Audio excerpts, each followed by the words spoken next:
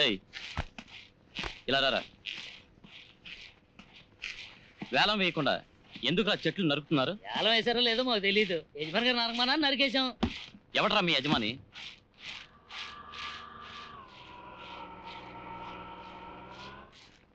దండాలండి. మా పనోళ్ళంతా పని పాట లేక బోరు కొడుతుందన్నారు. సరే నరుక్కోండి రా అన్నాను. ఈ అడవిలో నా అనుమతి లేకుండా చెట్లు నరకడానికి మీరెవరు? ఆ అబ్బాయి అడుగుతున్నాడు కదా, చెప్పండి రా. అయ్య గారు తెలియదండి, 15 ఏళ్లగా ఈ ప్రాంతానికి ఈయన గారే ఎమ్మెల్యే. రే తెలియక నరికేశామని క్షమాపణ చెప్పండి రా. ఒడే తెలియకుండా చేస్తే తప్పు ఒప్పు అవుతుందా? ఎమ్మెల్యేగా ఉంటూ బాధ్యత లేకుండా మాట్లాడుతున్నారే. ఏందబ్బాయా, క్షమాపణ అడగండి అన్నాను కదా, ఇంకేం చేయాలంట? ఏ సంజాయిషి చెప్పినా నేను ఒప్పుకోను. ఒప్పుకోనంటే సరే, ఏదో మీ బాబు గారి చెట్లు నరిగినట్టు ఎగురుతున్నావే. ఎవరిని అడిగి చెట్లు నరికారు? అబ్బాయా ఏం చేస్తావట? పైన వేస్తావా? వేసుకో, కట్టేసిపోతా. అంతకు మించిపోతే పోలీస్ కంప్లైంట్ ఇచ్చి లోపల దోస్తావు. నువ్వు లోపల దోస్తే నేను బయటికి తెచ్చేస్తా. అబ్బాయా మేము మనుషులు నరిగితేనే పోలీసులు పట్టించుకోరు, కేవలం ఈ చెట్లు నరికినందుకే సింధులు ఎత్తనవే. గవర్నమెంట్ వరకు మరీ విశ్వాసంగా ఉంటే ఈ అడవిలాగే నువ్వు నాశనం అయిపోతావు, జాగ్రత్త.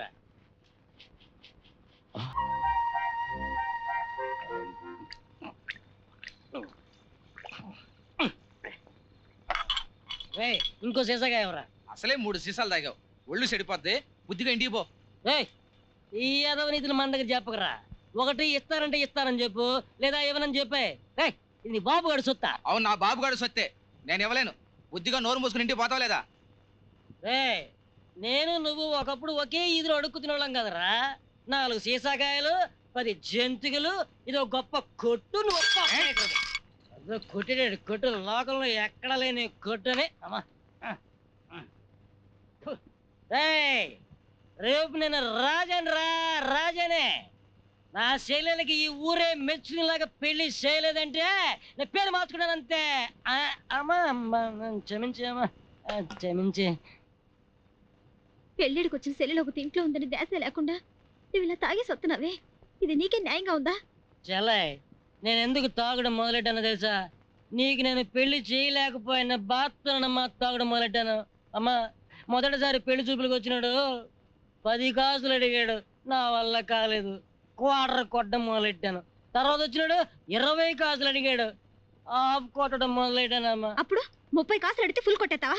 ఇట్లా సంపాదించిన డబ్బుని తాగి తగలెట్టేస్తుంటే పెళ్ళే కాదు నా తద్దిని కూడా ఎట్లేవు.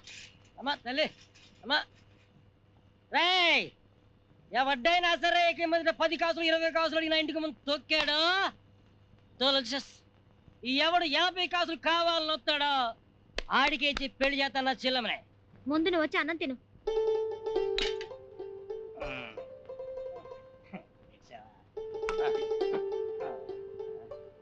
ఏంటమ్మా ఆలోచిస్తున్నావు? నీ అన్న 50 కాసులు ఎలా సంపాదించాడనా? అమ్మా దేవుడు నా తలరాత రాసాడనుకో, అది తిరిగి రాసేవాడు ఏర్రభద్రమా. రేపు రాత్రి 20 లక్షల రూపాయల సరుకు ఎర్రభద్రం సరుకే అనుకో, అది నేనే లారీలో ఒరిస్సాకి చేరేసాననుకో 1 లక్ష రూపాయలు వస్తాయి. ఆ డబ్బుతో నీ పెళ్లి నేను ఎంత బ్రహ్మాండంగా జరిపిస్తానో చూసుకో తల్లి. మా కొంచెం పప్పు సర్రీ అట్లా ఇదే పోసుకుంటాను, ఏం చేస్తాం.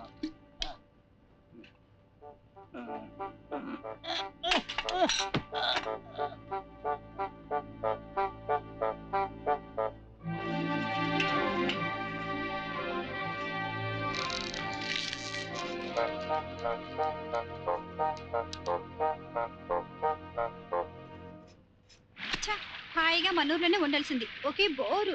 ఏంటి బోరు? మన ఊళ్ళో ఉంటే ఇటువంటి ప్రకృతిని చూడగలవా? అందమైన చెట్లు ఉన్నాయా? ఇలాంటి జలపాతం ఉందా? అవునవును, అందుకే ఆఫీసులో ఉండడం మానేసి చెట్ల కింద వాగుల పక్క తిరుగుతున్నా. ఏమిటమ్మా నువ్వు అనేది? నేననేదే ఉందమ్మా, మా అన్నయ్య ఐఎఫ్ఎస్ చదివి ఫారెస్ట్ ఆఫీసర్ గా పనిలో చేరి వచ్చిన పని మర్చిపోయి ఒక డ్రైవర్ చెల్లెలు కొంగు పట్టుకుని తిరుగుతున్నాడు. అందుకే ఈ ఊరు అన్నయ్యకి బాగా నచ్చినట్టుంది. వచ్చింది చూడు. ఏ లలిత, నా మాట అబద్ధం కాదని ప్రూవ్ చేయడానికి ఆ అమ్మాయి స్వయంగా వచ్చింది చూడు.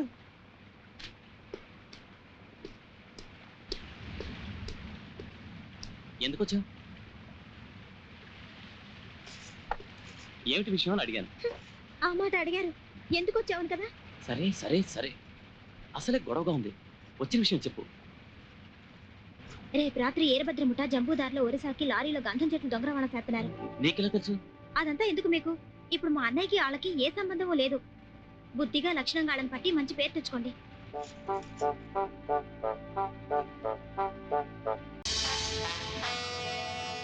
ఈ ఈరభద్రుడు లారీలు ఇంతవరకు ఎవడు పట్టుకుంది లేదు. ఈడు మాత్రం ఎట్టా పట్టుకున్నాడు.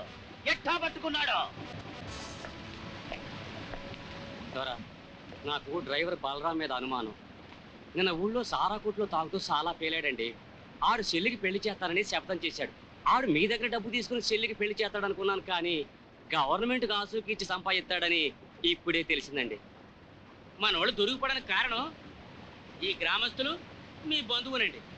ఎడ్ల బళ్ళు దారిలో నిలబెట్టి వాళ్ళకి సాయం చేసింది ఈ గ్రామస్తులండి. అందుకు తోడుగా ఉన్నది మీ దాయత్ కిట్టు. రాజయ్య, ఈ అడవిలో మనం మరో రాజ్యం వెళ్తున్నామంటే అది కేవలం మన డబ్బుతోనే కాదురా, ప్రజలకి మన మీద ఉన్న భయం వల్ల కూడా. ఆ భయం కొంచెం తగ్గిందో మన బలం కూడా తగ్గిపోద్ది. అందుకని ఆ డ్రైవర్నే తన చెల్లెలు పెళ్లి చేయాలనుకున్న ఆడి సావుని, ఆడి చెల్లెల్నే చూడండి.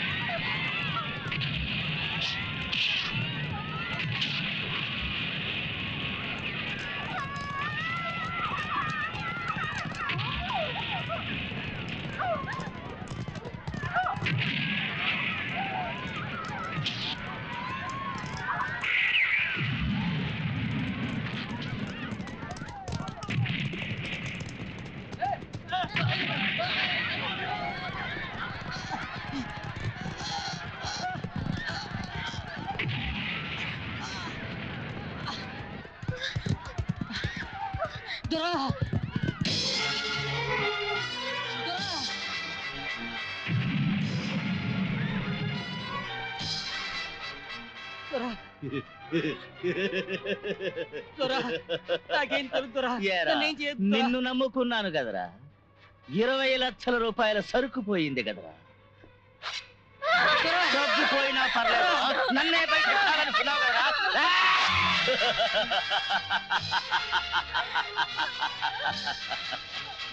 రేయ్, మీ అందరికీ ఎంత ధైర్యం వచ్చిందిరా?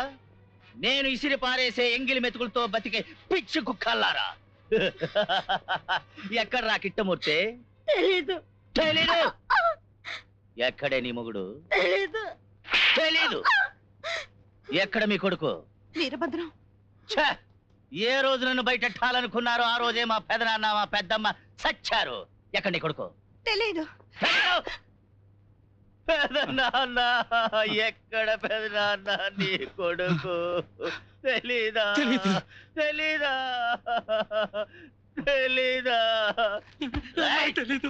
ఎక్కడా మీ అన్న?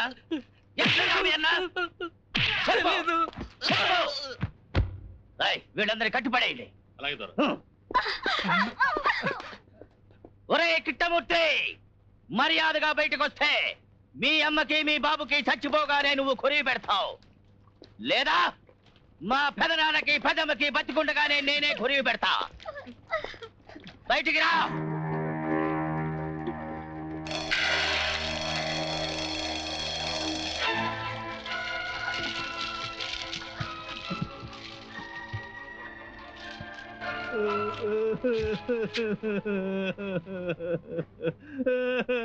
తప్పుగా అనుకోకండి, మీ మీద నాకెంత ప్రేమ ఉందో చూసారా? మీరు చస్తే మీకు తెలియదు, అందుకే ఇప్పుడే ఏడుస్తున్నాను. వీళ్ళందరినీ ఒక్కొక్కరిని పట్టి కాల్ చేయండి. పేరాల మీద ఆశున్న ప్రతి ఓడు పారిపోండ్రా, పారిపోండి.